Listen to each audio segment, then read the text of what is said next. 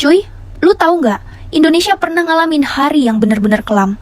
Bukan gempa, bukan perang, tapi tragedi manusia yang benar-benar nyayat hati. Namanya Jumat Kelabu, kejadian tanggal 23 Mei 1997. Waktu itu, suasana di Jakarta lagi panas-panasnya.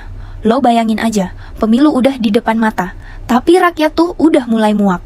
Rezim Soeharto makin gak karuan. Orang-orang miskin makin banyak, harga kebutuhan naik, dan korupsi merajalela. Tapi yang bikin parah, suara rakyat kayak diredam gitu cuy. Kayak lo teriak di ruangan kedap, suara gak ada yang denger. Nah, tragedi itu terjadi di Bantar Gebang, Bekasi.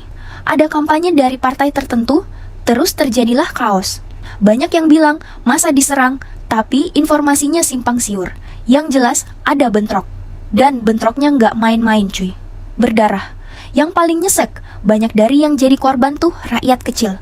Bukan elite politik, bukan orang yang duduk manis di balik meja.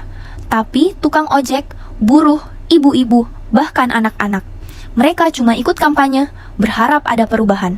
Tapi malah pulang tinggal nama. Lu tahu kenapa dibilang Jumat Kelabu? Karena hari itu, bukan cuma nyawa yang hilang, tapi juga harapan. Harapan akan demokrasi yang sehat. Harapan akan pemilu yang adil. Semua luntur gara-gara kekerasan yang gak masuk akal.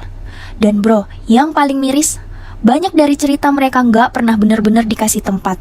Di berita pun gak rame-rame amat. Kayak suara mereka dikubur di balik debu sejarah. Tapi sebagai generasi muda, kita gak boleh lupa. Karena setiap darah yang tumpah di tanah ini adalah bagian dari perjalanan bangsa kita. Gak cuma buat diingat, tapi buat jadi pelajaran. Biar gak kejadian lagi cuy.